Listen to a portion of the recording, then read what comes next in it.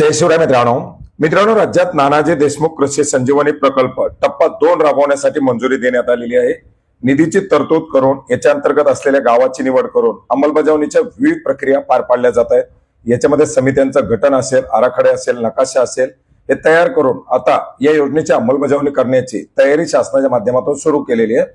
मित्रांनो, सर्व होत असतानाच बऱ्याच साऱ्या मित्रांच्या माध्यमातून विचारणा केली जाते की नानाजी देशमुख कृषी संजीवनी प्रकल्प 2 च्या अंतर्गत निवडलेल्या 7386 गावाची यादी कुठे पाहता येणार।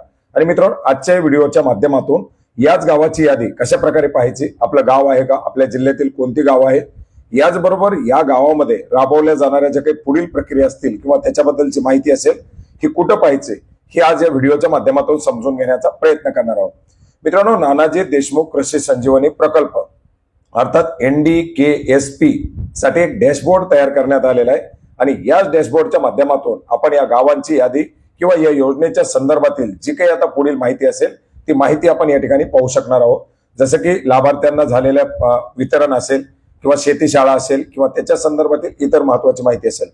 मित्रांनो, याच्यामध्ये आपण या वेबसाईटवरती आल्यानंतर याची लिंक आपल्याला व्हिडिओच्या डिस्क्रिप्शन बॉक्समध्ये सुद्धा देण्यात आलेली आहे। या डॅशबोर्डवरती आल्यानंतर आपण पाहू शकता या ठिकाणी आपल्याला सर्व जिल्ह्याची जिल्हानिहाय यादी पाहिजे असेल तर जिल्हानिहाय आपण पाहू शकता किंवा सर्वच ग्रामपंचायतीची यादी पाहिजे असेल तर आपण सर्वच पाहू शकता। याच्यामध्ये मायक्रो लेव्हल प्लॅनिंग मध्ये जे काही टोटल विलेजेस दिलेले आहेत, या टोटल विलेजेसच्या 7386 नंबरच्या पुढे आपल्याला व्ह्यू रिपोर्ट नावाचे ऑप्शन दिलेले आहे।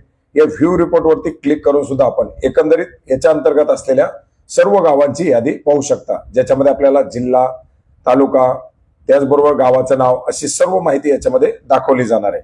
आता याच्या व्यतिरिक्त जर समजा आपल्याला पर्टिक्युलर आपल्या जिल्ह्याची, आपल्या तालुक्याची यादी पाहिजे असेल तर या ठिकाणी पाहू शकता याच्यामध्ये वरती आपल्याला डिस्ट्रिक्ट सिलेक्ट करण्यासाठी ऑप्शन आहे। याच्यामध्ये जिल्हा सिलेक्ट केल्यानंतर पुढे आपल्याला सब डिव्हिजन सिलेक्ट करण्यासाठी येणार आहे। आता एखाद्या जिल्ह्यामध्ये सब डिव्हिजन 2 ठेवण्यात आलेले आहेत, 1 ठेवण्यात आलेली आहे, 4 ठेवण्यात आलेली आहे। आपल्या जिल्ह्यातील जवळचं जे काही सब डिव्हिजन असेल ते आपल्याला या ठिकाणी आता निवडावं लागणार आहे। सब डिव्हिजन निवडल्यानंतर त्या सब डिव्हिजनच्या अंतर्गत असलेले जे तालुके असतील ते तालुके दाखवले जातील आणि याला आपल्याला फिल्टर करायचे। हे फिल्टर केल्यानंतर पर्टिक्युलर त्याच तालुक्यामध्ये किती गावं आहेत त्या गावाची माहिती दिली जाईल।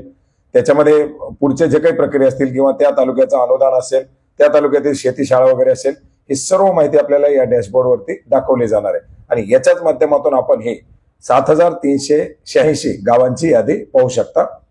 याच्यामध्ये समजा आपल्याला पर्टिक्युलर पूर्ण यादीमध्ये आपल्या पर्टिक्युलर गावाचंच नाव पाहिजे असेल तर आपण गावाच्या नावानुसार सुद्धा या ठिकाणी सर्च करू शकता। आपण पाहू शकता या ठिकाणी गावाचे नाव टाकल्याबरोबर त्याच्या अंतर्गत आपलं जे गाव आहे ते गाव या ठिकाणी दाखवलं जाणार आहे। तर मित्रांनो, अशा प्रकारे या पोखरा 2.0 अर्थात नानाजी देशमुख कृषी संजीवनी प्रकल्प 2.0 च्या अंतर्गत असलेल्या गावांची यादी आणि याच्या संदर्भात राबवल्या जाणाऱ्या योजनांची जी काही डॅशबोर्ड आहे ती या ठिकाणी पाहू शकता। मित्रांनो, अशा प्रकारे ही एक महत्त्वाची माहिती होती जी आपणास नक्की उपयोग पडेल अशी आशा करतो। भेटूयात नवीन माहितीसह, नवीन अपडेटसह। धन्यवाद।